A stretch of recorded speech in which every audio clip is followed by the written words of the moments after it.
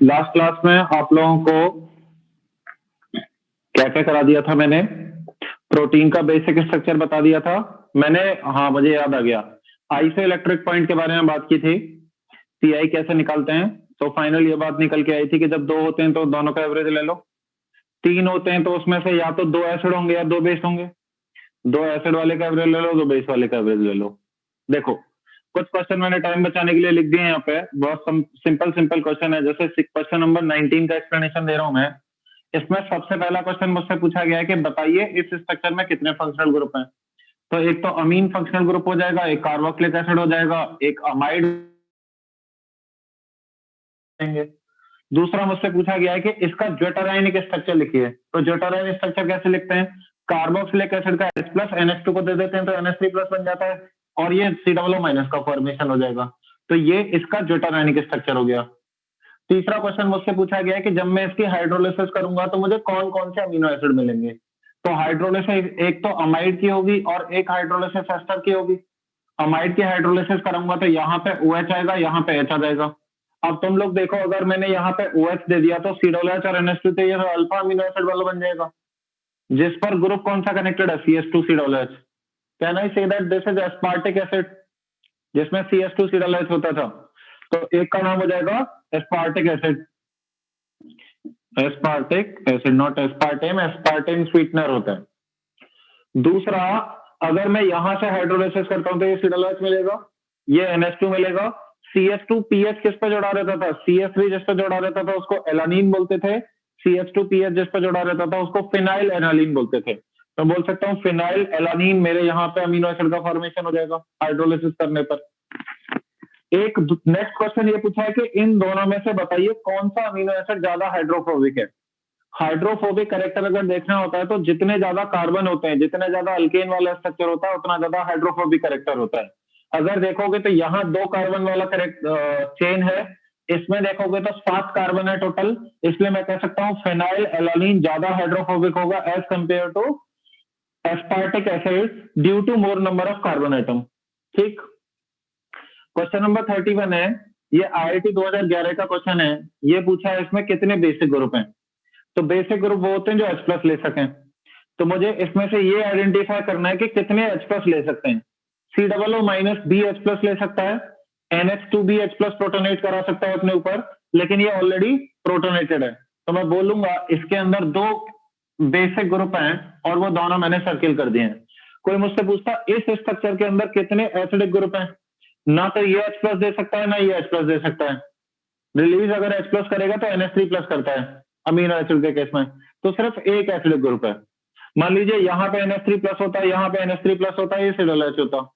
पूछता कितने basic group है, आंसर आता है 0। पूछता कितने एसिडिक ग्रुप है, आंसर आता है 3। यहाँ से H प्लस, यहाँ से H प्लस, वहां से H। Question number 22 IIT advance 2015 में और एक और बार IIT में आ चुका है। जब सब्जेक्टिव कुछ पेपर बनाया जाता था तब आया था IIT में। क्या था कि अगर ये डी ग्लूकोज का स्ट्रक्चर है तो एल ग्लूकोज का स्ट्रक्चर क्या होगा। व्हाट वी जनरली थिंक कि अगर डी ग्लूकोज है तो एल के लिए इसको पलट दो, बाकी सब सेम रख दो। लेकिन वो ग्लूकोज नहीं होगा, एल तो बना दिया।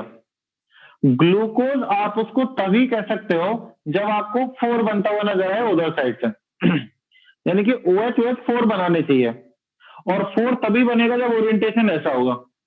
इसका मतलब बाई चांस की बात है कि डी ग्लूकोज और एल ग्लूकोज आपस में एनांशियमर है, नाम सेम होने की वजह से। अगर मुझसे कहता सिर्फ एल बना दो, इसका नाम नहीं सेम रखना है, तो एल बना दो तो सिर्फ इसको पलटता। लेकिन वो बोल रहा है कि एल ग्लूकोज ही बनाओ, तो ग्लूकोज में तो OH का ओरिएंटेशन फिक्स है ना। तो जो OH का ओरिएंटेशन है उसी OH के ओरिएंटेशन के हिसाब से बनेंगे। तो they are said to be enantiomer of each other. तो इसका बी पार्ट मुझसे पूछा कि अगर इसकी रिएक्शन टॉलन से कराई जाए तो बताइए क्या प्रोडक्ट आएगा। तो अल्कोहल तो अल्कोहल ही रहता है। एल्डिहाइड टॉलेंस के साथ टॉलेंस रिड्यूस हो जाएगा Ag में, एल्डिहाइड ऑक्सीडाइज होता है COO माइनस में। तो ये टॉलेंस का प्रोडक्ट होगा, बाकी सब नीचे से सेम रहेगा। ठीक है, ये थे आपके CRQ के क्वेश्चन का सोल्यूशन। यहां तक नोट करो और अगला हेडिंग डालो न्यूक्लिक एसिड। अब हम DNA और RNA पढ़ने वाले हैं।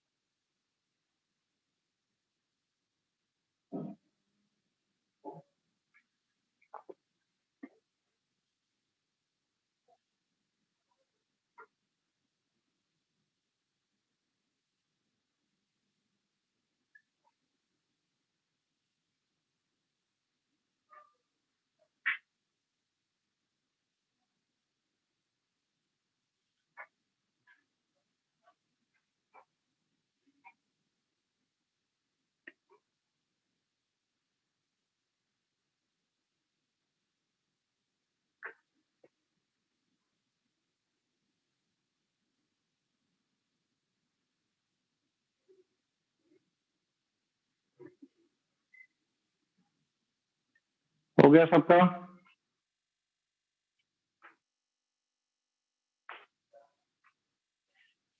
ट्वेंटी टू क्वेश्चन में ये बताया है कि डी ग्लूकोज और एल ग्लूकोज बनाने के लिए, तो डी से एल बनाने के लिए लास्ट करंट सेंटर चेंज करना पड़ता है, और ग्लूकोज बनाने के लिए 4 जैसा नजर आना चाहिए। अब 4 तभी बन पाएगा, अब जब OH उधर आ गया तो उल्टा ही 4 बन सकता है, इसलिए उल्टा 4 बनाने के लिए मैंने इसकी मिरर इमेज ले ली। तो डी ग्लूकोज और एल ग्लूकोज आपस में एनांशियोमर होते हैं। पॉइंट 1। पॉइंट 2, इसकी रिएक्शन पूछी थी टॉलेंस के साथ क्या होगा, तो टॉलेंस रिड्यूस होगा, CH ऑक्सीडाइज होगा into C-, remaining part will be same. अच्छा, विटामिन आप लोग एनसीईआरटी देखो, विटामिन के बारे में बहुत कम इंफॉर्मेशन दे रखी है एनसीईआरटी में, 4 या 5 लाइन लिखी हुई है, वो 4 या 5 लाइन में ऐसे ही बता देता हूं आपको, डिस्कशन कर लेते हैं उसके बारे में। विटामिन कौन कौन सी होती हैं? ऐसा कोई स्टूडेंट जो उसको नोट कर रहा हो वो रेज हैंड करे।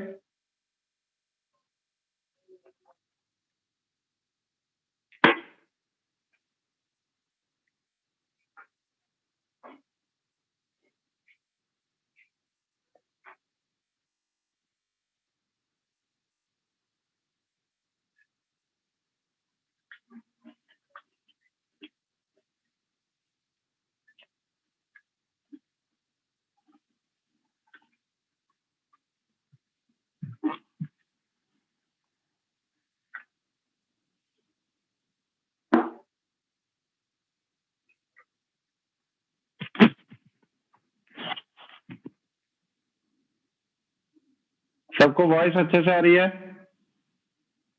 जिसको लो आ रही है वो अपना देखे। तो देखो विटामिन कौन कौन सी होती है, सुन लीजिए। Vitamin A, D, E, K, B and C। और विटामिन बी के कई टाइप होते हैं, B1, B2, B3, B4, B6, B7, B8, B9, B10, vitamin B12 तक होते हैं। जैसे हम लोग जो जनरली जो एनर्जी के लिए कैप्सूल लेते हैं वो विटामिन B12 होते हैं, विटामिन बी कॉम्प्लेक्स इसको बोलने लग जाते हैं। तो देखो ये 2 टाइप मैंने अलग अलग इसलिए लिखे हैं आपको। विटामिन को 2 कैटेगरी में बांटा जाता है। अगर आपको बोला जाए टाइप्स ऑफ विटामिन क्या है, तो एक होते हैं वाटर सॉल्युबल विटामिन, एक होते हैं water insoluble vitamin. Water insoluble vitamin को ही हम फैट सॉल्युबल विटामिन बोलते हैं, क्योंकि वाटर और फैट दोनों अपोजिट होते हैं। अब तुम्हें पता है विटामिन सी नींबू में होता है, और नींबू तो पानी में घुलता है ना। तो ये दोनों विटामिन जो है बी और सी वो वाटर सॉल्युबल है। बची सारी विटामिन वाटर इनसॉल्युबल होती हैं और वो फैट सॉल्युबल होती हैं। ठीक है, इस पे क्वेश्चन क्या आता है, या तो बोर्ड में क्वेश्चन, एक क्वेश्चन ये फिक्स है कि बताइए कौन सी 2 डिफरेंट टाइप की हैं, तो आप क्लासिफाई कर दोगे, या मेंस में क्वेश्चन आता है कौन सी विटामिन की कमी से कौन सा डिजीज होता है, वो आपको रटना पड़ेगा। बताओ, विटामिन ए की कमी से कौन सा रोग होता है? आई साइट कमजोर हो जाती है, गुड। नाइट ब्लाइंडनेस, ठीक है। कोरोना नहीं, अरे विटामिन डी की कमी से, विटामिन डी का बताओ, रिकेट्स, है ना, हड्डियां कमजोर होने लग जाती हैं। विटामिन ई की कमी से,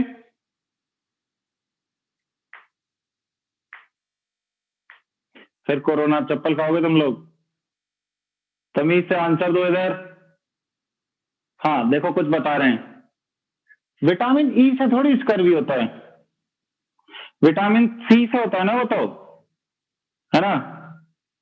हाँ, तो विटामिन सी से स्कर्वी, विटामिन बी, मतलब इन सबकी डिजीज एक टेबल बनी हुई है एनसीईआरटी में से, वो आपको रटनी है। कुल मिला के कहानी ये है कुल। तो विटामिन के बस इतना ही है, विटामिन में कौन सी वाटर सॉल्युबल है, कौन सी फैट सॉल्युबल है, किससे कौन सी डिजीज होती है, दैट्स इट। देखो इतना तो लिख ही सकते हो ना, वाटर, ये है फैट सॉल्युबल, ये है वाटर सॉल्युबल, बस 2 नोट पॉइंट लिख लो, विटामिन खत्म। अब जितना दे रखा उतना ही पढ़ूंगा।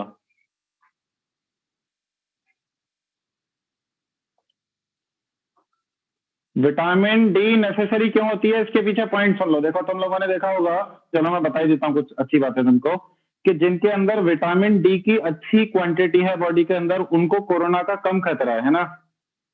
ये बात पढ़ा है तुम लोगों ने कि नहीं पढ़ा है? ये रिसर्च की बात है। चलो मैं इसमें थोड़ा बहुत बता देता हूँ। होता क्या है कि हमारे अंदर जितना भी, मैं भी पढ़ाऊंगा तुम लोगों को डीएनए आरएनए, हमारे अंदर जितना भी प्रोटीन प्रोडक्शन हो रहा है, उसमें से एक प्रोटीन प्रोडक्शन का स्टिमुलेशन तभी होता है जब विटामिन डी के फोटोन आके उस पर गिरते हैं, अदरवाइज उसका एक्टिवेशन नहीं होता है, वो प्रोसेस बंद रहती है बॉडी के अंदर। तो जो ऐसे लोग जो विटामिन डी नहीं ले पाते हैं, उनके अंदर वो प्रोटीन प्रोडक्शन नहीं होगा, वो प्रोटीन नहीं बनेगा, तो उनकी इम्यूनिटी वीक रह जाती है। इसीलिए कहा जाता है दिन में एक बार 20 मिनट सन बाथ जरूर लेना चाहिए।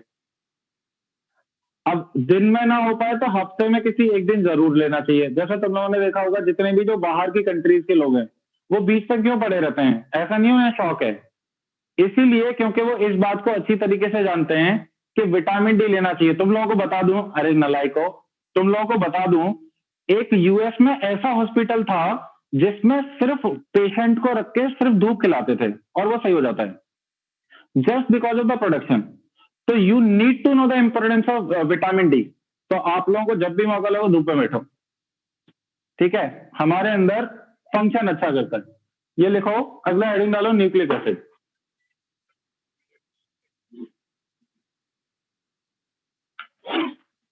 Nucleic acid.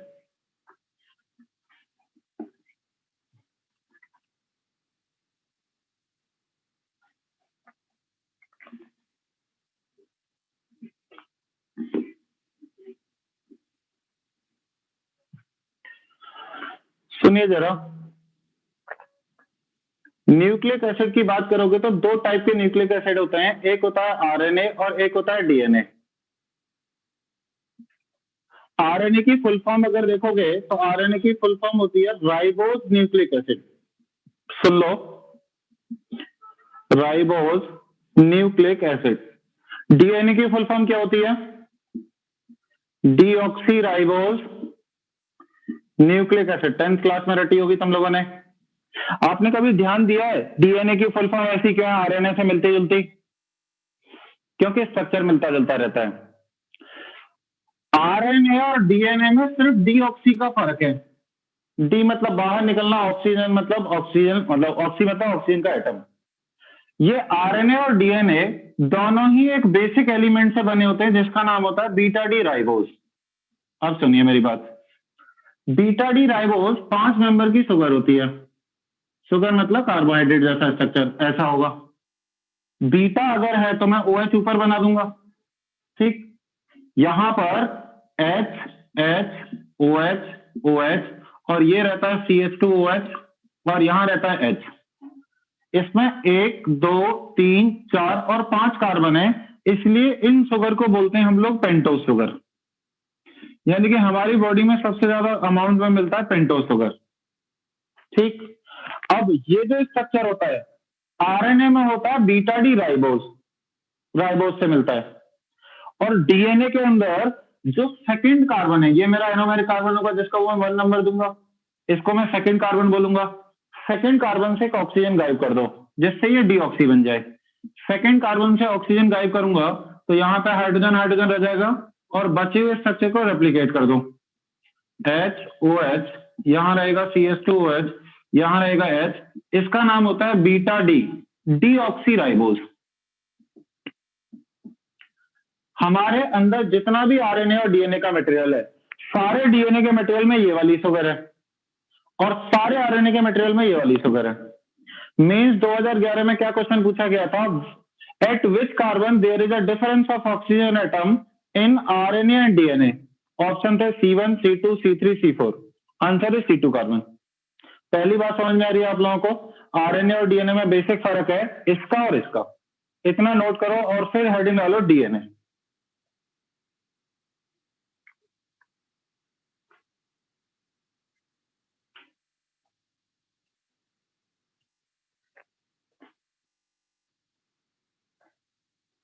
इसको 2, इसको 3, इसको 5।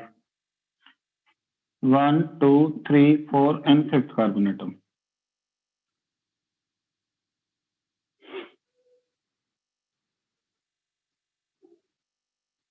हो गया?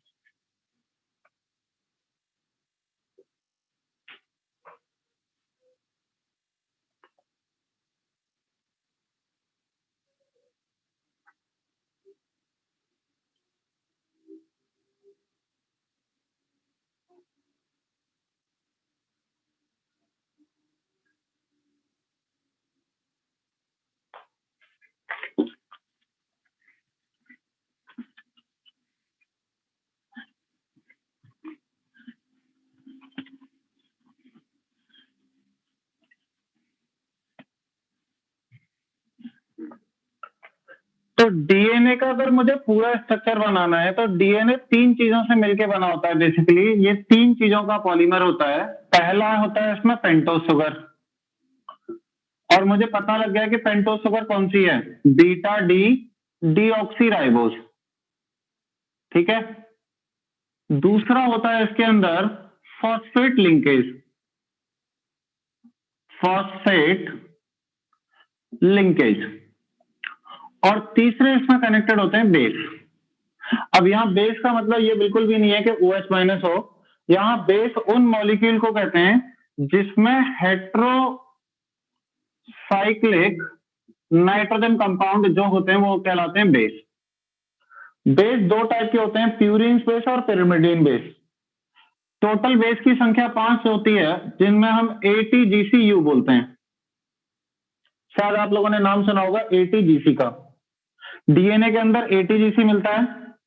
अब यू जो होता है, बस देखो क्या फर्क होता है, डीएनए के अंदर तो रहता है ATGC बेस, आरएनए के अंदर सब कुछ सेम रहता है, ए रहता है, जी रहता है, सी रहता है, टी की जगह मिल जाता है यू।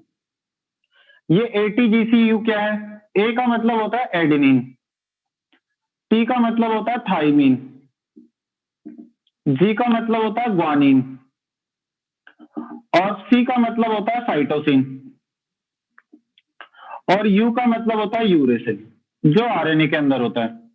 ये 5 मॉलिक्यूल होते हैं नाइट्रोजन के कंपाउंड। ठीक। अब ये बेस करते क्या है? तो अगर आपने थोड़ा बहुत भी डीएनए देखा हो तो डीएनए होता है डबल हेलिकल फॉर्म में। मैं आपको बहुत छोटा सा इंट्रोडक्शन दे रहा हूं कि डीएनए जब भी बनता है तो यहाँ पे इस ब्रांचेस पे ATGC लगे रहते हैं। अब वो किसी भी ऑर्डर में हो सकते हैं, AA, डबल जी हो सकता है, डबल सी हो सकता है, ट्रिपल ए हो सकता है, वो किसी भी ऑर्डर में ATGC होंगे। दूसरे स्ट्रैंड पे क्या होगा, वो पहचाना जाता है इनके कॉम्प्लीमेंट्री नेचर से। ए ऑलवेज टी के साथ लगा रहता है और जी ऑलवेज सी के साथ लगता है डीएनए के अंदर। ए टी के साथ 2 हाइड्रोजन बॉन्ड फॉर्म करता है और जी सी के साथ 3 हाइड्रोजन बॉन्ड फॉर्म करता है। यानी कि यहां पर अगर ए है तो इसके सामने टी होगा जो दोनों हाइड्रोजन बॉन्ड से कनेक्टेड होगा, और टी है तो टी के सामने ए होगा जो 2 हाइड्रोजन बॉन्ड से कनेक्टेड होगा। जी के सामने सी होगा जो 3 हाइड्रोजन बॉन्ड से कनेक्टेड होगा, सी के सामने जी होगा, यहाँ पे टी होगा, यहाँ टी होगा, जी के सामने सी होगा। इस तरीके से जो पूरा स्ट्रैंड बनता है उसको बोलता हूं मैं डीएनए। ये बात समझ में आ रही है कि जो बेस होंगे यहाँ पे, वो बेस सामने रह के हाइड्रोजन बॉन्डिंग का फॉर्मेशन करते हैं, जिससे डबल हेलिकल स्ट्रक्चर आ जाता है। अब मुझे ये जानना है कि जो इसका एक स्ट्रैंड है उसके अंदर क्या क्या है। एक स्टैंड के अंदर आपको ये 3 चीजें दिखेंगी, पेंटोज शुगर, फॉस्फेट और डिफरेंट डिफरेंट टाइप का बेस जो आपको लाइन में आता हुआ दिख रहा है। ठीक है। अभी तक तो बेस के स्ट्रक्चर के बारे में कुछ पूछा नहीं जाता था, एनसीईआरटी में इनके 5 स्ट्रक्चर दे रखे हैं, लेकिन 2020 मेन से शुरुआत हो चुकी है इनके स्ट्रक्चर के बारे में पूछा जाने की। तो मैं इनके 5 के स्ट्रक्चर बना रहा हूं, ये नोट करिए जरा, फिर मैं बताता हूं।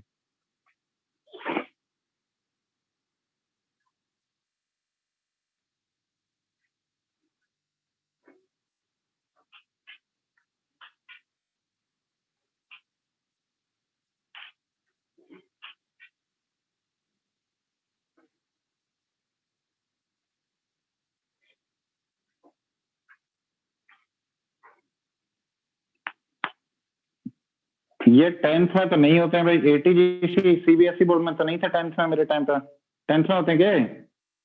बिल्कुल नहीं।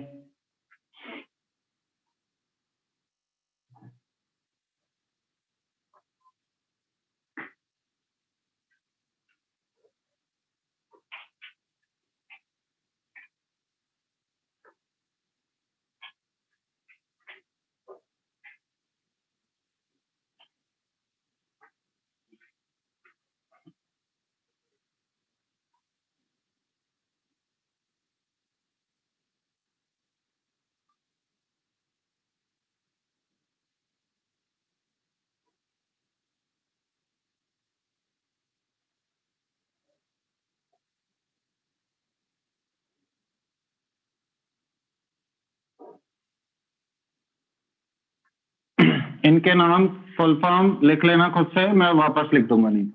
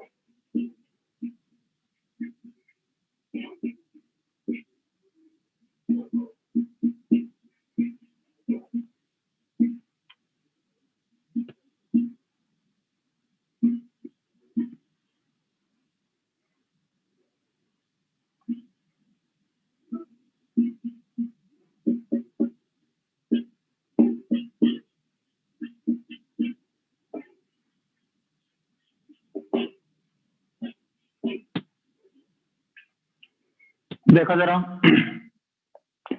ये हैं आप लोगों के ए, जी, सी, टी और यूरेसिल के स्ट्रक्चर। ठीक है, दो रिंग एक टाइप की दिखेंगी आपको, लेकिन उसमें भी यहाँ पे एक पे NH2 है, एक में यहाँ पे कीटोन हो जाएगा, तो ये ध्यान रखना पड़ेगा। क्वेश्चन क्या था मेंस का, मैं बता देता हूँ कि थाइमीन और यूरेसिल जो डीएनए और आरएनए में इंटरचेंज होता है, उन दोनों में बताइए किस चीज का फर्क होता है? सिर्फ मिथाइल ग्रुप का। तो वो तभी बन सकता है जब स्ट्रक्चर याद हो। ठीक है, तो ये पांचों स्ट्रक्चर पता होने चाहिए, लेकिन इस स्ट्रक्चर देखो और क्या निकल सकता है। जैसे मान लो ए डबल बॉन्ड बना रहा है टी के साथ और जी डबल बॉन्ड बना रहा है सी के साथ। अगर ग्वानिन का स्ट्रक्चर देखोगे आप ढंग से, तो यहाँ पे एक O है, एक नाइट्रोजन है, तो ये दूसरे बेस के साथ एक यहाँ से, एक यहाँ से और एक यहाँ से, इस तरीके से 3 हाइड्रोजन बॉन्ड फॉर्म करता है। जी किसके साथ हाइड्रोजन बॉन्डिंग कर रहा है? सी के साथ। तो सी यहाँ से और यहाँ से हाइड्रोजन बॉन्ड रिसीव करेगा। इस तरीके से जी और सी आमने सामने आके 3 हाइड्रोजन बॉन्डिंग का फॉर्मेशन करते हैं। ठीक है, ये नोट करो इतना।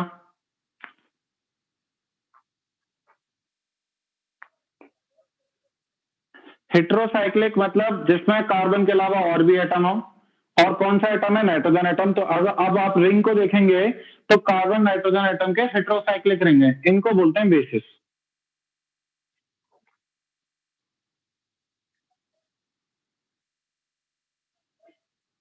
तो जहां पे भी मैंने ए लिखा है, वहां पे आप समझेंगे इतना बड़ा वाला मॉलिक्यूल लगा हुआ है। जहां टी लिखा है वहां थाइमिन लगा हुआ है, जहां जी लिखा है वहां ग्वानिन लगा हुआ है, जहां सी लिखा है वो साइटोसिन लगा हुआ है। तो ये थोड़ा बड़ा स्ट्रक्चर है।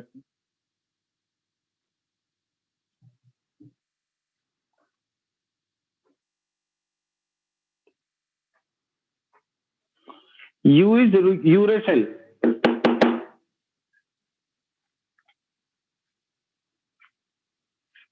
डीएनए में एटीजीसी पाया जाता है, आरएनए के अंदर एयूजीसी मिलता है।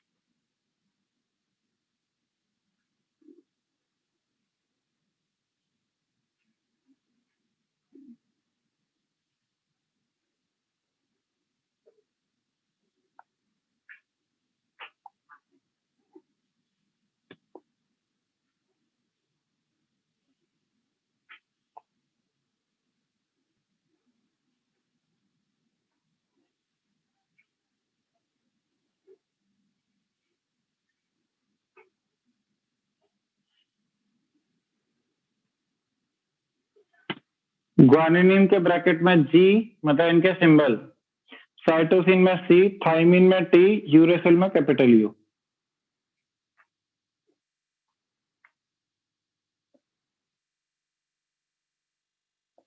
ए टी का कॉम्प्लीमेंट्री होता है, टी ए का कॉम्प्लीमेंट्री होता है, जी सी का कॉम्प्लीमेंट्री होता है, सी जी का कॉम्प्लीमेंट्री होता है। हमारे पूरी बॉडी में कभी भी ए सी के साथ नहीं बनाएगा बॉन्ड और जी टी के साथ नहीं कंबाइन होगा, हमेशा ए टी के साथ होता है, जी सी के साथ होता है।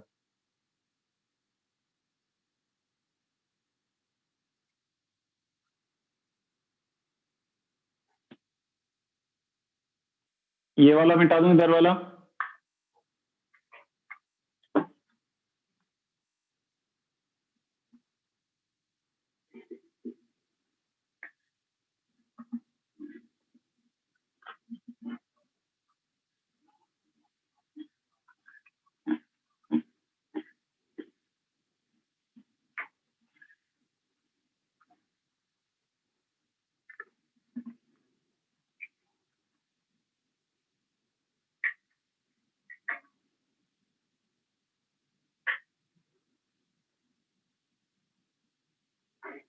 कितने बच्चे नोट कर रहे हैं?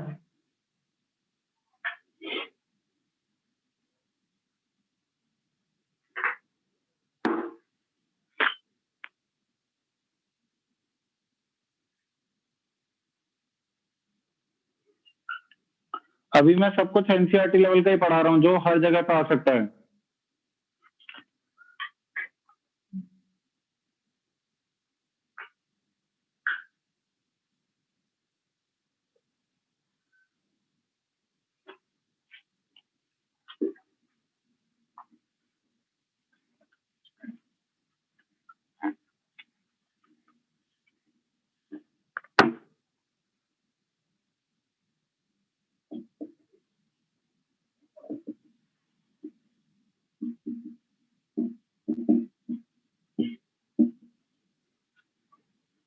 देखो, दो चीजें होती हैं डीएनए बनाने के लिए, उसके छोटे सेगमेंट के बारे में जानते हैं। सबसे पहले हम पढ़ेंगे न्यूक्लियोसाइड क्या होता है, फिर पढ़ेंगे न्यूक्लियोटाइड क्या होता है। अगर मैं पेंटेज शुगर को किसी एक बेस के साथ कंबाइन कर दूं तो जो बनता है उसको बोलते हैं न्यूक्लियोसाइड। और अगर मैं पेंटोज शुगर को बेस के साथ कंबाइन करूं और साथ में यहां पर फॉस्फेट लिंकेज भी लगा दूं, तो जो एक मॉलिक्यूल, जो एक यूनिट बनती है उसको बोलते हैं न्यूक्लियोटाइड। जैसे मैं आपको बता दूं, पेंटोज शुगर मैंने यहां पे ले लिया बीटा डीऑक्सी राइबो, क्योंकि मैं डीएनए के बारे में पढ़ रहा हूं, तो OH होगा क्योंकि बीटा है। यहाँ पे दोनों हाइड्रोजन होते हैं, इसमें नीचे OH होता है, ये हाइड्रोजन होता है, ये CH2OH होता है। अब जैसे सपोज करो आपने यूरेसिल उठा लिया, ठीक है, यहाँ पे कीटोन था, यूरेसिल में ये वाला हाइड्रोजन हट गए, नाइट्रोजन इस OH को हटा के यहाँ पे लग जाएगा। यानी कैसा दिखेगा, इस पेंटोज शुगर पे अगर मैं बेस इंसर्ट करता हूं तो बाकी सब जगह तो सेम रहेगा, यहाँ पे नाइट्रोजन और बचा हुआ यूरेसिल का स्ट्रक्चर यहाँ पे बना लोगे आप, NH C double bond O, और यहाँ पे आ जाएगा बॉन्ड। और अगर आपको थाइमीन बनाना है तो यहाँ पे बॉन्ड लगा दोगे। ये जो यूनिट बनी है, इस स्ट्रक्चर को मैं क्या बोलता हूँ, न्यूक्लियोसाइड। अब मैं क्या कह सकता हूं कि अगर मुझे को डीएनए बनाना है तो 4 टाइप के न्यूक्लियोसाइड हो जाएंगे। एक पेंटोज शुगर प्लस जिसमें एडेनिन लग रहा हो, एक पेंटोज शुगर जिसमें ग्वानिन लग रहा हो, एक पेंटोज शुगर जिसमें साइटोसिन लग रहा हो, और एक पेंटोज शुगर जिसमें थाइमिन लग रहा हो। आ रही है मेरी बात समझ में आप लोगों को? तो 4 टाइप के न्यूक्लियोसाइड हो सकते हैं। तो यहां पर एक बात यह जानने की जरूरी है कि जो बेस अटैच होता है वो हमेशा कार्बन नंबर 1 पे अटैच होता है पेंटोज शुगर के, always at carbon number 1 of pentose sugar. जो फॉस्फेट लिंकेज कनेक्ट होती है, always on 5th carbon of pentose sugar. ये डिफरेंस होता है बेस के अटैच होने में और पेंटोज शुगर फॉस्फेट लिंकेज के अटैच होने में। फॉस्फेट अगर देखोगे तो फॉस्फेट क्या होता है, PO4 3-। मान लीजिए मैंने यही मॉलिक्यूल ले लिया, बोर्ड पे देखिए सब बच्चे, मैंने यही मॉलिक्यूल ले लिया और मैंने ये बनाया। अब मैं बेस को 6 मेंबर रिंग से रिप्रेजेंट कर रहा हूं, जिससे पता रहे कि यहाँ बेस है, ठीक। यहाँ पे हाइड्रोजन हाइड्रोजन रिप्रेजेंट किया, HOH रिप्रेजेंट किया, यहाँ पे H और CH2OH रिप्रेजेंट किया। देखो होता क्या, फॉस्फेट होता है P double bond O minus O minus और O माइनस, ये होता है PO4 3- का स्ट्रक्चर। H प्लस प्रोटोनेट होगा, यहां से पानी बाहर निकलेगा, और जो 5 वाला एंड होता है उस पर कार्बोकेटाइन जब बनेगा तो ये O माइनस आके बॉन्ड बना लेगा, तो O माइनस आके बॉन्ड बना लेगा तो एक ऑक्सीजन का बॉन्डिंग हो जाएगा, बचे हुए 2 O माइनस बचेंगे यहाँ पे, और P डबल बॉन्ड O तो है ही है। तो ये जो यूनिट बनी बेस, पेंटोज शुगर और फॉस्फेट लिंकेज की, इस पूरी यूनिट को कहा जाता है न्यूक्लियोटाइड। और इन न्यूक्लियोटाइड का जो पॉलीमर बनेगा उसको मैं बोलता हूं डीएनए। अब वो पॉलीमर कैसे बनेगा वो जानना है। सबसे पहले ये बात समझ में आई, फॉस्फेट लिंकेज 6 पे कनेक्ट होती है, बेस 1 पे एंड होता है, पेंटोज शुगर और बेस को न्यूक्लियोसाइड बोलते हैं, और फॉस्फेट लिंकेज बना दो तो न्यूक्लियोटाइड बोलते हैं। Is this clear to everyone? यहाँ पे कोई भी बेस आके कनेक्ट हो सकता है, इतना नोट करो, फिर नेक्स्ट पढ़ रहे हैं।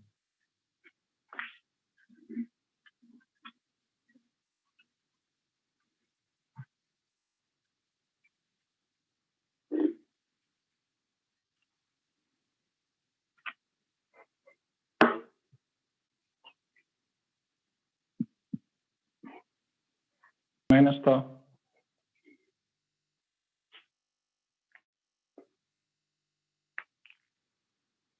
इसलिए यूरेसिल नहीं है, थाइमिन है। आरएनए जब बनेगा तो दो चेंज करोगे, यहां से थाइमिन को हटा के यूरेसिल लगा दोगे और सब जगह पे OH OH कर लोगे, रोबोस शुगर कर लोगे, बस दो ही चेंज होते हैं डीएनए और आरएनए में।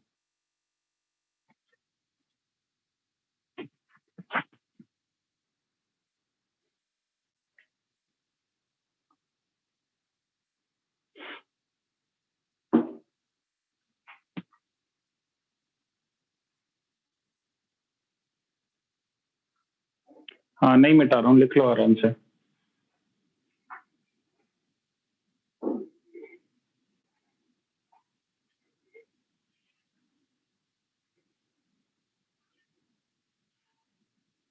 डीएनए के बारे में बता रहा हूँ, आरएनए में यूरेसिल होगा, आरएनए में थाइमिन नहीं होगा।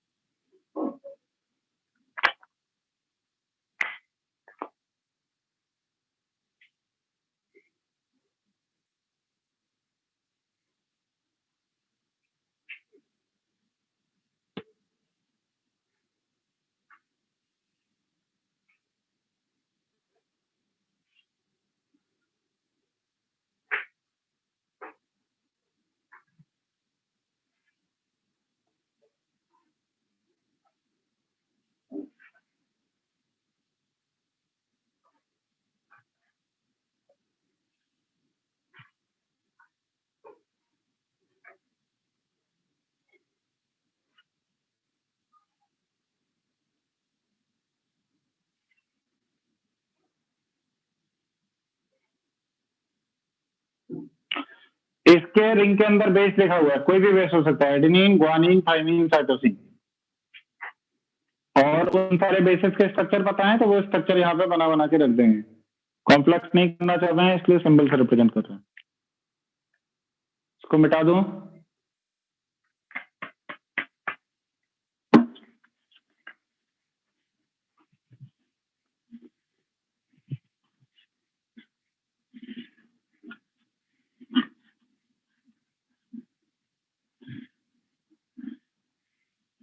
देखिए अब क्या करना है हमको, एक न्यूक्लियोटाइड अगर मैं यहाँ पे लेता हूं तो यहाँ पे H है, ये CH2OH है, यहाँ पे H और OH है, ये दोनों हाइड्रोजन एटम है, यहाँ पे H और कोई भी बेस लग रहा होगा, सपोज कर लीजिए एडेनिन लगा हुआ है, और न्यूक्लियोटाइड लेना है तो मुझे यहाँ पे फॉस्फेट लिंकेज बनानी पड़ेगी, तो यहाँ पे रहेगा O- और O- इस तरीके से। वैसे ही अगर मैं दूसरा न्यूक्लियोटाइड ले लूं तो मैं बनाऊंगा यहाँ पर, मान लीजिए यहाँ पे दूसरा बेस G है, ये H है, यहाँ पे H और OH है, ये H है, ये CH2 और यहाँ पे OP double bond O, O- और O- को ऐसे लिखा हुआ है ना, बस चेंज कर दिया थोड़ा सा। वैसे ही आप तीसरा ले लीजिए, यहाँ पर सपोज करिए T ले लीजिए, ये हाइड्रोजन होगा, सिमिलरली यहाँ पे H और OH होगा, ये CH2 होगा, ये H होगा, इससे कनेक्टेड O होगा, ऊपर O- डबल बॉन्ड O और O- होगा। ऐसे लाखों करोड़ों आगे तक चलते जाइए क्योंकि पॉलीमर बनाना है। तो मान लीजिए ऐसे बहुत सारे न्यूक्लियोटाइड आपस में अरेंज्ड हैं, क्या होता है, इसको मैं 1 एंड या फिर 1 डैश एंड बोलता हूं। डैश नंबरिंग चलती है डीएनए के केस में, इसको 2 डैश बोलता हूं, इसको 3 डैश बोलता हूं, इसको 4 डैश बोलता हूं, इसको 5 डैश बोलता हूं। तो ये जो 5 डैश है, 5 डैश और 3 डैश आपस में जुड़े हुए होते हैं। अगर मैं दो न्यूक्लियोटाइड के जुड़ने की बात करूंगा तो कैसे जुड़ते हैं, इस फॉस्फेट लिंकेज के थ्रू जुड़ते हैं। कैसे जुड़ेंगे, यहाँ पे H+ आएगा, पानी बाहर निकलेगा और ये जो O- है वो लिंक करा लेगा। सिमिलरली इसका जो 3 डैश एंड है और इसका जो 5 डैश एंड है, इन दोनों के बीच में फॉस्फेट लिंकेज होगी, वो यहाँ पे H+ देगा, कार्बोकेटाइन बनाएगा और O- जो फॉस्फोरस का है वो आके यहाँ पे लिंकेज कर लेगा। ऐसे मैं बोल सकता हूँ यहाँ पे अगला वाला फॉस्फोरस आया हुआ होगा, O- और आगे लिंकेज कर लेगा। यानी कि जो दो न्यूक्लियोटाइड, अगर मैं बोलूं न्यूक्लियोटाइड 1 और न्यूक्लियोटाइड 2 है, तो न्यूक्लियोटाइड 1 का 3 डैश एंड न्यूक्लियोटाइड के 5 डैश एंड से कनेक्टेड रहता है, यूजिंग अ फॉस्फेट लिंकेज। यहाँ पे किसके थ्रू कनेक्टेड है आपस में? फॉस्फेट लिंकेज के। इस फॉस्फेट लिंकेज का एक्चुअल नाम होता है फॉस्फोडाइएस्टर लिंकेज। Phosphodiester linkage. अब देखो डाइएस्टर नाम क्यों बनाया गया होगा? अगर मैं पी डबल बॉन्ड ओ इधर साइड देखूं तो इधर साइड एक एस्टर है, और अगर इधर साइड देखूं तो इधर साइड एक एस्टर है, तो फॉस्फोरस के दोनों साइड एस्टर जैसा दिख रहा है, इसलिए इस लिंकेज का नाम होता है फॉस्फोडाइएस्टर लिंकेज। ऐसे करके इनफाइनाइट की चेन बना लो आप। ऐसी ही चेन को पलट के यहां पे रख दो। ऐसी ही चेन को पलट के यहां पे रखूंगा तो उसमें पेंटोस शुगर होगा, बीच में फॉस्फेट लिंकेज होगी, और ए के सामने आपको टी वाला दिख रहा होगा इधर, जी के सामने आपको सी वाला दिख रहा होगा इधर, और टी के सामने फिर से आपको ए वाला दिख रहा होगा इधर। ए और टी आपस में 2 हाइड्रोजन बॉन्ड बनाएंगे, जी और सी आपस में 3 हाइड्रोजन बॉन्ड बनाएंगे, ए और टी आपस में 2 हाइड्रोजन बॉन्ड बनाएंगे। ऐसे सीक्वेंस को अभी मैं बोल सकता हूं, मैं ऐसे रिप्रेजेंट कर सकता हूं, ये सामने से 2 हाइड्रोजन बॉन्ड है, ये 3 हाइड्रोजन बॉन्ड है, ये 2 हाइड्रोजन बॉन्ड है, ये 3 हाइड्रोजन बॉन्ड है, और इसको पकड़ के ट्विस्ट करा दो तो डीएनए का फॉर्मेशन हो जाएगा। कितने लोगों को समझ आया डीएनए कैसे बन रहा है? यानी कि 3-5 से कनेक्टेड होगा, 3-5 से कनेक्टेड होगा, 3-5 से कनेक्टेड होगा, सामने बेस आपस में हाइड्रोजन बॉन्डिंग करेंगे। लेकिन एक चीज ध्यान रखना, वैसे ये बायोलॉजी वालों को आना चाहिए, तुम्हें नहीं आना चाहिए, कि अगर ये 5 से 3 एंड कहलाता है तो ये वाला 5 से 3 एंड उल्टा कहलाता है। एक दूसरे के काउंटर में रन करते हैं। एक को 5 से 3 इधर होता है, एक में 5 से 3 उधर होता है। ये पढ़ने का तरीका होता है और कुछ नहीं होता है। ठीक है, is this clear to everyone? अब मैं तुम्हें बताने वाला हूं कि जब सेल डिवाइड होती है, जब मुझे बॉडी के अंदर ज्यादा सेल्स की जरूरत है, एक सेल से दूसरी सेल का फॉर्मेशन होगा, तो डीएनए रेप्लिकेशन कैसे होता है, एक सेल डिवाइड होकर 2 सेल कैसे बनाता है, ये फटाफट से लिख लीजिए, फिर मैं बताता हूं रेप्लिकेशन प्रोसेस क्या है।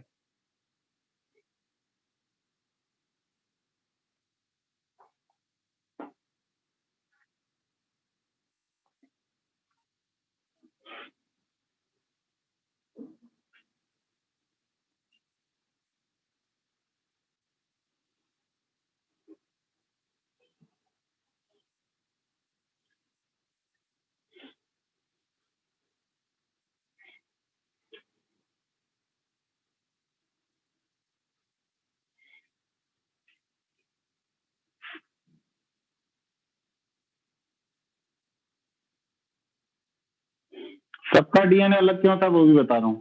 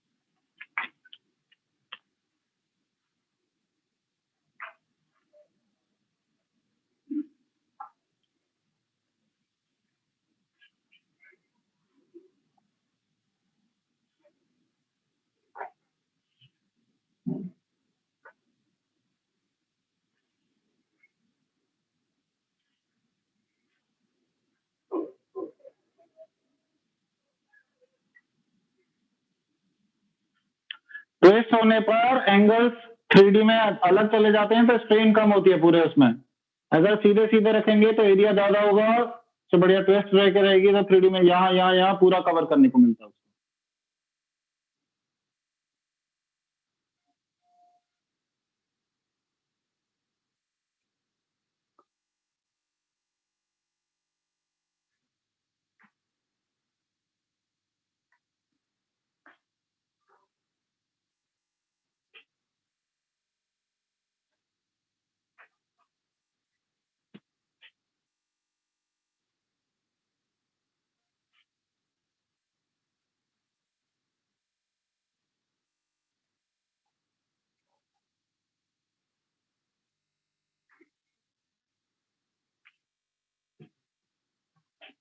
हाँ, बचा हुआ O- बॉन्ड फ्री रहता है, वो ऐसे फ्री रहेगा, वो बॉन्ड नहीं बनाता।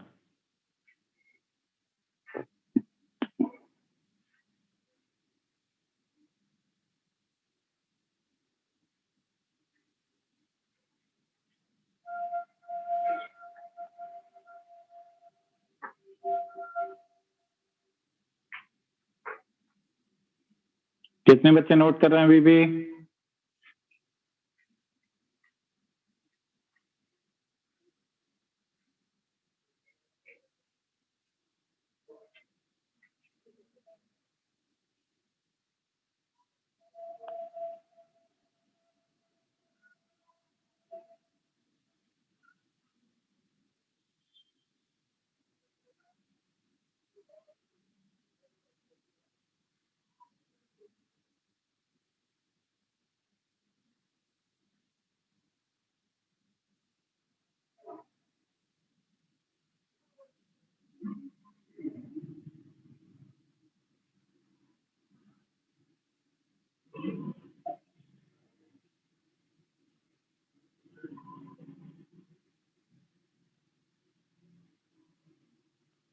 फॉस्फोडाइस्टर लिंकेज में ये बताया था कि एक तरफ से देखोगे तो एक एस्टर है फास्फोरस का, दूसरी तरफ से देखोगे तो दूसरा एस्टर दिखता है फास्फोरस का, इसलिए उसका नाम फॉस्फोडाइस्टर लिंकेज है। इसको आप थोड़ी देर के लिए ऐसा बना के रखो, P double bond O minus side से लगा दो। इधर से देखोगे तो ये एस्टर है, P double bond O R. इधर से देखोगे तो ये एस्टर है, P double bond O R. तो लेफ्ट से भी एस्टर है, राइट से भी एस्टर है, इसलिए इसका नाम है फॉस्फोडाइस्टर लिंकेज। ठीक, मिटा दूं ना इसको? अब देखिए जरा,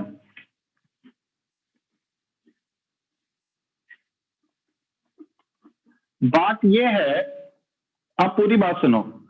हमारे बॉडी के अंदर सेल में जितना भी काम होता है, यानी जो डिफरेंट डिफरेंट सेल्स हैं, उसको गाइड करने वाला होता है डीएनए। ठीक, और हर ह्यूमन के अंदर अलग अलग डीएनए सीक्वेंस है। जैसे आप, अब तुम्हें पता है डीएनए की लेंथ कितनी होती है? कुछ मिलियंस जाने कितने सारे बेसेस लगे होते हैं, तो बहुत सारा लेंथ का डीएनए होता है अगर एक ही सेल का निकाल के रख दिया जाए तो। इतना ज्यादा हाईली कॉइल्ड होता है। तो अगर मैं एक डीएनए के स्ट्रक्चर पढ़ूंगा, तो मान लीजिए किसी के अंदर मिल रहा है 10 बार ए, फिर 2 बार टी मिल रहा है, फिर 5 बार ए मिल रहा है, फिर 4 बार जी मिल रहा है। ऐसे करके करोड़ों सीक्वेंस को मैच करके देखोगे तो कहीं ना कहीं सीक्वेंस अलग होगा। लेकिन अगर तुम दो ह्यूमन बीइंग के सीक्वेंस को देखोगे तो वो काफी कुछ मैच करता हुआ नजर आएगा। वहीं अगर तुम और गधे के सीक्वेंस को देखोगे तो डेफिनेटली कुछ फर्क होगा, लेकिन हो सकता है कुछ में फर्क ना नजर आए। लेकिन हाँ, ह्यूमन के डीएनए और किसी और एनिमल के डीएनए को कंपेयर करोगे तो डेफिनेटली उनके डीएनए के सीक्वेंसेस हमसे बहुत अलग होंगे। आ रही है मेरी बात समझ में? तो जो सेम स्पीसीज होते हैं उनके डीएनए लगभग मैच कर रहे होते हैं। ठीक है, तो हम, अब देखो हमारी शक्ल जो है अपने पेरेंट्स से क्यों मिलती है बहुत ज्यादा टाइम, उसके पीछे लॉजिक ये रहता है कि हम में आधा स्ट्रैंड जो आया होता है वो अपने पेरेंट्स से आया होता है डीएनए का, और आधा स्ट्रैंड हमारे बॉडी के अंदर बना रहता है। तो जो आधा स्ट्रैंड आया, यानी जो स्ट्रैंड में इधर सीक्वेंसेस होंगे, वो तो हमारे या तो मदर में होंगे या फादर में होंगे, और इसके बस कोडिंग होनी है इधर साइड। ठीक है, ये जो रेप्लिकेशन जो पेरेंट से यहाँ पे डीएनए का सीक्वेंस आता है और जो लगते हैं, वो लगभग लगभग एक्यूरेट होता है, उसमें बहुत कम अंतर होता है। अगर बिल्कुल सेम मिल जाएगा तो हम कॉपी बन जाएंगे अपनी, या तो मम्मी की या पापा की। उसमें बहुत कम अंतर होता है, इसलिए हम लगभग उनके जैसे दिखते हैं। आ रही है मेरी बात समझ में? तो क्योंकि आधा स्टैंड उनका होता है। अब ये डीएनए रेप्लिकेशन नाम की चीज क्या होती है, ये सुनिए। डीएनए रेप्लिकेशन में जो डीएनए का मॉलिक्यूल है ना, इस तरीके से डीएनए का मॉलिक्यूल यहां पे दे रखा होगा, सिमिलरली यहां पे होगा। तो सबसे पहले एक एंजाइम आता है, इस डीएनए के ट्विस्टेड स्ट्रक्चर को ओपन करके ऐसे करके सीधा सीधा कर देता है और खोल देता है इसको। अगर देखोगे तो यहाँ पे ए लगा होगा, तो यहाँ पे बहुत सारे बेसिस लगे होंगे जिनको हम एटीजीसी बोलते हैं। ठीक, यहाँ पे भी बहुत सारे बेसिस लगे होंगे जिनको हम एटीजीसी बोल रहे हैं। होता यूं है कि फिर क्या होगा, ये सारा कुछ किसके अंदर चल रहा है, ये सारा कुछ क्रोमोसोम के अंदर चल रहा है। क्रोमोसोम कहाँ रहता है, न्यूक्लियस के अंदर रहता है। न्यूक्लियस किसके अंदर रहता है, सेल के अंदर रहता है, और सेल बहुत छोटी सी होती है। तो होगा यूं कि यहाँ पे जो एंजाइम लेके आएगा उसको बोलते हैं पॉलीमराइज एंजाइम। उस पर उसके जो सीक्वेंस होंगे, जैसे मुझे यहाँ पे ए लगाना है, तो ये क्या करेगा, अपने ऊपर टी वाला सीक्वेंस लेके आएगा। टी वाला सीक्वेंस यानी कि पेंटोज शुगर फॉस्फेट लिंकेज, और जिस पर थाइमिन लगा हो, और यहां लाके चिपका देगा, और ए और टी में डबल बॉन्ड बनने लग जाएगा। अगली बार, अब ये टी कहां से आया, टी न्यूक्लियस के अंदर आता है, जो तुम खाना खाते हो उससे बनता है। तुम प्रोटीन खाते हो, तुम विटामिन खाते हो, कार्बन खाते हो, कार्बोहाइड्रेट खाते हो, तो उससे थाइमिन बना। ऐसी यहाँ पे सी लगा है तो अगले बेस पे ग्वानिन ला के लगा देगा। फिर अगली बार यहाँ पे ऐसे ही करके जो भी लगा होगा एक कॉम्प्लीमेंट्री चेन यहाँ पे तैयार करेगा ऊपर। सिमिलरली एक कॉम्प्लीमेंट्री चेन यहाँ पे तैयार करेगा नीचे, और ये दोनों पार्ट सेपरेट हो जाएंगे और दो सेल का फॉर्मेशन हो जाएगा जिसके अंदर एक एक डीएनए होगा। एक एक डीएनए का स्ट्रैंड होगा जो ओरिजिनल डीएनए था। मेरी बात समझ में आ रही है मैं क्या बोल रहा हूं? अब अगर इस एंजाइम की मैं बात करूं तो कई बार पूछा जाता है, मतलब तुम लोगों से नहीं पूछा जाता, मेडिकल में पूछा जाता है इसका मतलब इसके और डीएनए के सीक्वेंस में क्या फर्क है। कैन आई से दैट इसमें जो सीक्वेंस होगा उसका जस्ट कॉम्प्लीमेंट्री सीक्वेंस लेके आएगा ये। आ रही है मेरी बात समझ में? क्योंकि मुझे कॉम्प्लीमेंट्री स्ट्रैंड ही तो लगाना है, लेकिन जो खुद का होगा वो एग्जैक्टली डीएनए के साथ मैच करेगा। आप ये समझिए ये एंजाइम है, इसको अगर टी पकड़ना है तो इसके ऊपर ए लगा होना चाहिए ना, तभी तो ये टी को पकड़ के ला सकता है अपने पास, और टी को दूसरी जगह ए से लगा सकता है। अगर मुझे अगली बार यहां पे सपोज करो जी है तो सी लगाना है, तो जी को कौन पकड़ सकता है? जी को सी पकड़ सकता है। तो मैं कह सकता हूं जो सीक्वेंस मुझे डीएनए के अंदर दिख रहा है वही मेरे एंजाइम के अंदर होना चाहिए जो मेरा पॉलीमराइजेशन का काम कर रहा है। अगर मैं इसकी स्पीड की बात करूं कि कितनी स्पीड से होता है, तो 1 सेकंड में 10 या 15 बेसिस लग जाते हैं, और ये कॉपिंग स्पीड बहुत फास्ट तरीके से हो रही होती है, तभी तो हम ग्रो कर पाते हैं, तभी तो हमारे अंदर करोड़ों सेल बन पाती हैं। जैसा तुम लोगों ने देखा होगा हेयर कटाया है, तो हेयर बढ़े तो उसके अंदर सेल्स बनी, सेल्स बनी तो वो इतनी सारी स्पीड से बॉडी के अंदर रिपेयर काम चल रहा होता है। अब अगर देखो यहीं पर आरएनए की बात कर लेते हैं। आरएनए 3 टाइप का होता है, एक होता है मैसेंजर आरएनए, एक होता है टी आरएनए जिसको बोलते हैं ट्रांसफर आरएनए, और एक होता है आर आरएनए जिसको बोलते हैं राइबोसोमल आरएनए। एनसीईआरटी में बस नाम दे रखा है, फंक्शन से हमें कोई मतलब नहीं है। आरएनए और डीएनए में क्या फर्क है? आरएनए भी डबल हेलिकल होता है, बस शुगर जो बनेगी वहां पर सेकंड पे ओएच होगा और यूरेसिल आने लग जाएगा। जितने भी वायरस होते हैं उनके अंदर आरएनए कोड होता है बस, जो कि एक प्रोटीन के लेयर से प्रोटेक्टेड होता है। ठीक, अब जैसे मान लो कोरोना वायरस के बारे में तुमने नाम सुना होगा, तो होता क्या है, जैसे ही वो हमारी बॉडी के अंदर पहुंचेगा उसका स्ट्रैंड निकलेगा और वो हमारी सेल के अंदर स्ट्रैंड पहुंच जाता है। अब राज राज करने वाले दो लोग हैं, एक तो हमारा डीएनए इंस्ट्रक्शन देगा, एक कोरोना वायरस का आरएनए इंस्ट्रक्शन देगा कि भाई ऐसा काम करो। डेफिनेटली वो मजबूत है इसलिए हमारी बॉडी को वीक कर रहा है, तो अब सारा सेल का फंक्शन उसके अकॉर्डिंग होगा। अगर सारा सेल का फंक्शन उसके अकॉर्डिंग होने लग गया तो फिर बॉडी डिग्रेड होना चालू हो जाती है। तो इसका इलाज कैसे करें? What is vaccine? Vaccine is nothing but आप एक कोरोना वायरस का नया मॉलिक्यूल डाल देना तुम्हारे बॉडी के अंदर। दवाई नहीं होती वैक्सीन, तो फिर तो हम बीमारी हो जाएंगे, फिर वैक्सीनेशन क्यों किया जाता है? फर्क ये होता है कि जो कोरोना वायरस तुम्हें बाहर से लगने वाला है उसका मल्टीप्लाइंग रेट ज्यादा होता है, वो मल्टीप्लाइंग होकर बहुत सारी सेल्स बना सकता है। वैक्सीन के अंदर देखो, वैक्सीन बनाने में टाइम क्यों लगता है? हम सबसे पहले कोरोना वायरस को आइसोलेट करते हैं, आइसोलेट करने में 5-6 महीने निकाल दिए थे इन लोगों ने, आइसोलेट ही नहीं हो पा रहा है कि कोरोना वायरस का आरएनए स्ट्रैंड कैसा है। फिर उस आरएनए सीक्वेंस को डिकोड करते हैं कि उसके अंदर एयूजीसी किस सीक्वेंस में लगे हुए हैं, सारे डिकोड करेंगे। डिकोड कर लिया, फिर लेबोरेटरी में प्रोटीन्स डाल के सोल्यूशन में हम वही पूरा एक नया लैब वाला कोरोना वायरस बनाएंगे, जिसमें ये अश्योरिटी लेते हैं कि वो मल्टीप्लाई ना हो सके, उसके अंदर ऐसी प्रोटीन्स हटा देते हैं जिससे उसका मल्टीप्लिकेशन फैक्टर नहीं होता है।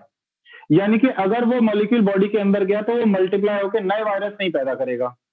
अगर वो एक गया तो मेरी बॉडी के अंदर जितनी भी इम्यूनिटी है, वो जो टी सेल्स होती हैं एक्चुअली में, वो उसको किल करेंगी और वैसी की वैसी एंटीबॉडी बना लेंगी जो कोरोना को मार सकती है। तो हमारी बॉडी को याद हो गया कि भैया अगर ऐसा वायरस आएगा तो हमें ऐसे काम करना है, तो अगली बार तुम बाहर जाओगे बिना मास्क के, वायरस आएगा तो हमारी बॉडी मार पाएगी। अभी तुम बिना मास्क के बाहर जाओगे, वायरस अंदर आया और तुम्हारी इम्यूनिटी कम हुई, तो फिर नए कोरोना वायरस इतने ज्यादा हो जाएंगे कि हो सकता है बॉडी इनको वियर ना कर पाए और हम जो है ठीक ना हो पाए। मेरी बात समझ में आ रही है कैसे कैसे क्या किया जाता है? तो वैक्सीनेशन में, अब देखो ये जो वैक्सीनेशन होता है ये बड़ा कॉम्प्लेक्स प्रोसेस होता है। इसलिए कॉम्पैक्ट प्रोसेस होता है। आपने एक इंजेक्शन वैक्सीन का लगवाया और वो जो आरएनए है वो बॉडी को गलत तरीके से कवर करने लग गया, क्योंकि वो रहने तो जो आरएनए का स्ट्रैंड है वो कॉपी करने की एबिलिटी रखता है। मान लीजिए उसने थोड़े टाइम के लिए अपना दूसरा स्ट्रैंड बना के सेल में छोड़ दिया, तुम्हें पता भी नहीं चला, और वो धीरे धीरे धीरे धीरे करके सेल के अंदर एक्यूमुलेट हो गया 10 साल बाद। That can lead to the extinction of this human race.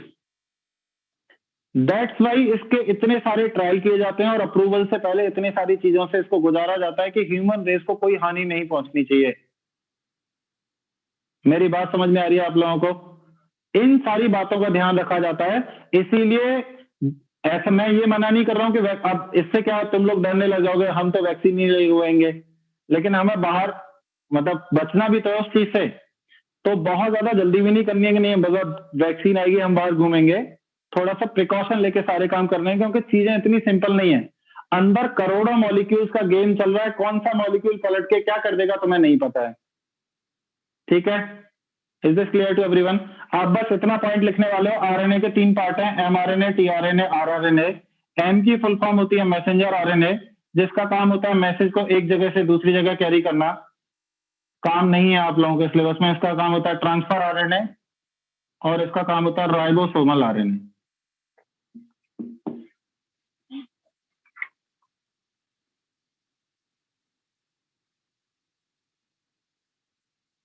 एक गलत वैक्सीन मतलब जेई कैंसिल। दोस्त लड़के,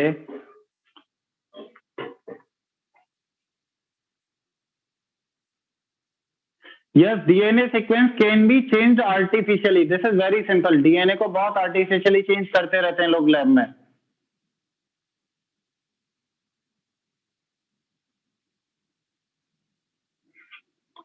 डायग्राम बना लो, हेल्प के लिए बनाना है तो।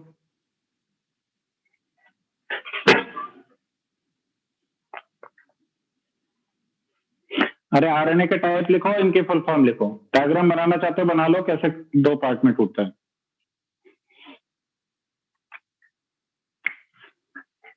जुकाम हो गया, कौन सी टेबलेट खाऊं? मैं कोई डॉक्टर हूं क्या? ये 3 टाइप लिखने हैं, इनकी फुल फॉर्म लिखो।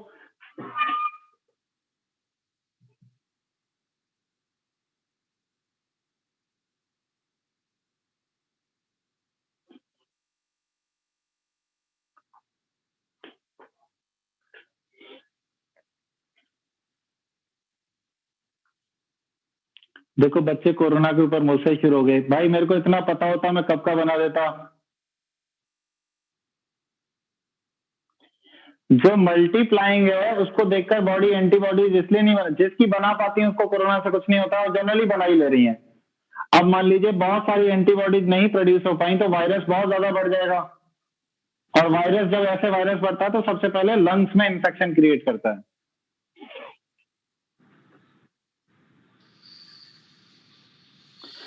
देखो भाई एक सीआरक्यू का क्वेश्चन बचा था, वो देख लो बस। थियोरिटिकल क्वेश्चन है। क्वेश्चन पूछा what are nucleic acid, draw their structure. मैंने सारे न्यूक्लिक एसिड आपको बता दिए, उनके स्ट्रक्चर बता दिया, डीएनए का स्ट्रक्चर बता दिया, आरएनए आप बना सकते हो बहुत आराम से। एक और question, what are zwitterion, what is the isoelectric point. ये सब कुछ मैंने पढ़ा दिया था आप लोगों को, ज्यूटेराइन क्या होता है, आइसोइलेक्ट्रिक पॉइंट क्या होता है। बाकी क्वेश्चन मैंने करा दिए हैं। तो इस प्रकार ये चैप्टर यहाँ पे खत्म होता है। अगले चैप्टर कोऑर्डिनेशन कंपाउंड में हम मिलेंगे, जहां पे ऐसी चीजें नहीं है। होस्ट में कौन है? संतोष बोल रहा था। क्वेश्चंस लिख दे रहा हूं भाई मैं। 13, 14, 19, 22 एंड 31। तो याद रहेगा सबको डीएनए का स्ट्रक्चर। डीएनए का स्ट्रक्चर कैसे बनाया सब लोग कर पाएंगे अब? चलो ठीक है, मिलते हैं next time. Thank you everyone.